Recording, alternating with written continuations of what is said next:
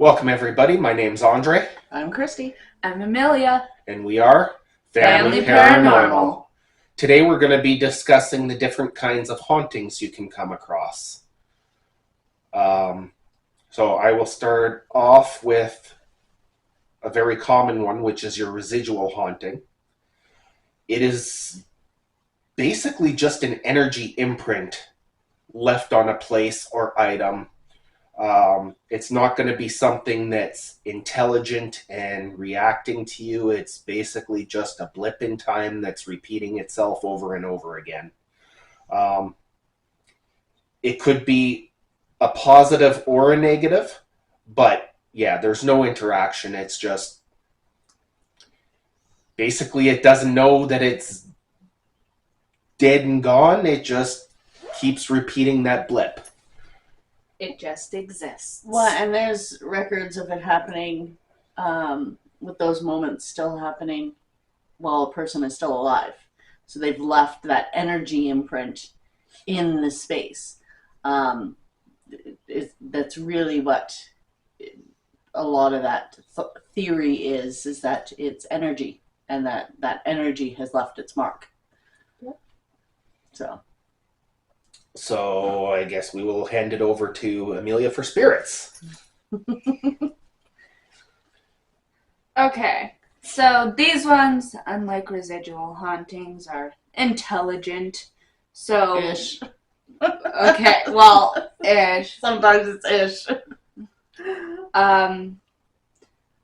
There are a few subcategories that can present in a number of ways. Like, typically, in other paranormal videos, they kind of show spirits. Depends on which channel you watch. But it typically shows like noises, feelings, mists, orbs.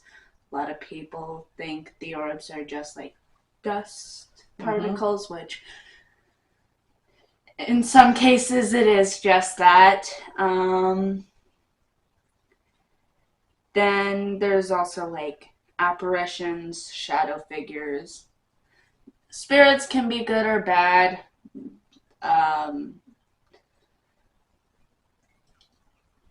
It's really no different than people. We can be good or bad. Yeah, they were people. That's the key thing. That's the point. And even the good ones can lash out if you piss them off enough. Okay. The poltergeist. The poltergeist? Yeah. So, ironically, the word poltergeist literally translates to noisy ghost. This spirit or entity, which is able to use an immense amount of energy to do things like move things in the environment, cause loud noises, knocks. And unfortunately, there are even cases of them doing things like setting fires to cause harm. Pyromaniacs. It's these basically will get your attention and are looking for your attention. Not necessarily in a good way, but you'll know they're around. Any other thoughts on poltergeist from you guys? I think poltergeist, when we're covering here, but it's really just a subcategory. It could be pretty much anything. It's basically just an entity or spirit that has the energy and can manifest the energy to cause physical interaction within its environment, normally in a very attention-getting way. And it's going to be very strong. The reports on it on poltergeist activity range the spectrum, including, as Andre said, the kind of more severe. Again, these are all reports and these are all theories. I think that's the important thing to keep in mind. I don't know if it's this category, but they can essentially be created, if that makes sense. So if people give it like enough attention, it'll eventually become real. Again, it comes down to energy, right? You manifest enough energy into something, and that possibility exists, right? That's the reality. Is we don't know enough scientifically about that world. Scientifically, it doesn't exist, and that's why we say all of this is theory. It's not proven. It's not, scientifically recorded. But if you go across all of the different cultures around the world, different areas, it's such a common belief that, there's this, I believe there has to be some truth to it for sure. So. Yeah, and that's the fun of this, really. It's not trying to convince anybody that there's life after death or that this stuff exists. It's literally us seeking out the answers. We'd like to know what possibilities are out there, and yeah, it's all about the chase and the information finding, I think. Yeah. So we'll hand it over to Christy for, I think, one of her favorite topics. Elementals. So I'm a believer in spirits of the earth, and that's essentially what an elemental is. They are essentially an entity that was never human. They are derived from the earth itself. They're generally neither good nor bad. They're generally going to be protectors of that area. And so it's going to be important that you're respectful of those areas. You're going to see it a lot within Indigenous communities, and certain areas where there's reports of other things, which I'm going to be honest, I don't think I believe in things like skinwalkers. Yeah. But that's a personal thing. But that you're going to find sometimes that you're going to have a lot of the connections there, but they're not restricted to those areas. Obviously, I'm sure I know there's multiple reports of different elemental activity in multiple areas. So whether it's true or not, I don't know. But I personally believe in the energies of the earth and its ability to protect itself. So I believe the next one is demonic. My favorite. Okay, so despite a lot of other channels trying to make you believe that every spirit is haunted or some stupid thing like that, that is not the case. Let's clarify, it's not the spirit that's haunted, it's the place. And yes, it is way common for certain people to go into areas and the tiniest little thing happens and they'll try and convince you that there's a demon there. not quite that common. No, absolutely not. We would highly suggest you be critical in your thinking and do your research. Kind of like we like to do, we try, before we say anything is anything, we like to get rid of possibilities of what it's not. Do our own debunking. Yep. As you saw in the reaction video we did, there was a lot of debunking. Now, demonic entities are never human. As we've been saying the whole time, energy. Typically it results in poltergeist-like activity. and potentially, very much possibly, could cause harm. True demonic encounters are rare and really must be taken seriously. Don't poke the bear, as we've been saying. That's like, be smart about it. Especially if you don't know what you're doing. You can very much cause yourself serious harm up to and including death if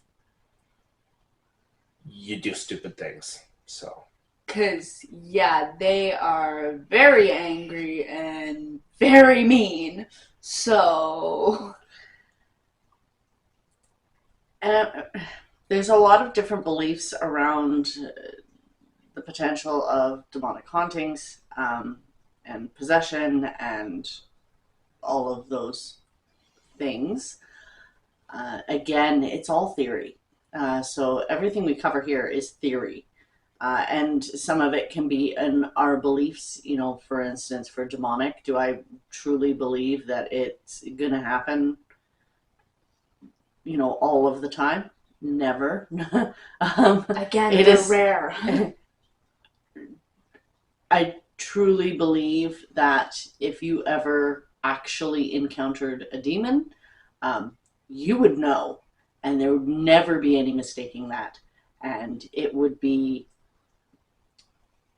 probably the most traumatic thing that you're going to experience. That is my personal belief. Yes. If they exist, they're going to be strong enough to do some serious, serious damage. That's, both mental and physical. Mhm. that's why you should get up and get the hell out of Dodge. Yeah, and again, that's my belief. That's, you know, where I stand on demonic potential hauntings. But I think the key thing is, and we talked a bit about this in the safety, is never be afraid to seek help. If you think you've had that type of an encounter, you're seeing things that are continuing, do not hesitate to seek appropriate help. It's rare that you're going to be able to manage any of that on your own comfortably without a lot of experience. So there's lots of resources, just take advantage of them. Yeah. Talk to people. All depending on, you know, your personal belief system. If you're not a religious person, you know, seek out some of the Native American elders. They've got a wealth of knowledge Yeah. to give, and I mean, they're heavy believers in things like spirits and energies. Obviously, if you are religious, seek out a priest or whatever your particular belief system would entail. And I think the other thing to keep in mind, and this, you know, some of this is obviously going to come from my own belief system, but demons are not restricted to one religion. Every religion has its own forms of dark entities and dark spirits and dark things that could cause damage or become attached or anything like that, and they'll resemble demonic. So while we put demonic, we're talking something that is never human, that has the potential to do serious harm, and it does not need to be restricted to one particular religion that it came from. But often, whatever religion it came from is likely going to be the thing that's going to help you get rid of it if you're dealing with it. So A lot of people assume demons just come from particularly the Christianity. Catholicism. Yeah. Something along those lines. But as Mama said, it isn't restricted to one specific religion. Again, my belief system. Everybody, again, these are all often what we're talking about. They're theories, they're beliefs. You know, you need to decide for you what what you believe and what you're comfortable with. We can't do that for you. Yeah. No. Don't You let. know, as much as these can be informative, I think a big part of why we do this is, you know, just to spark that thinking in people. You know, it can be very introspective to go down this road and, you know, see what you believe and, you know, find out what's true to you. Again, one of the main reasons why I'm really interested in doing this channel is to kind of show my beliefs and my interests in the paranormal-esque community. I think that's going to wrap it up for today. If you enjoyed what you saw, please hit the like and subscribe. And don't be afraid to leave comments as to what you'd like to see in future episodes or what you liked about this. So until next time, I'm Andre. I'm Christy. I'm Amelia. And we are Family Paranormal. See See you ya! next time.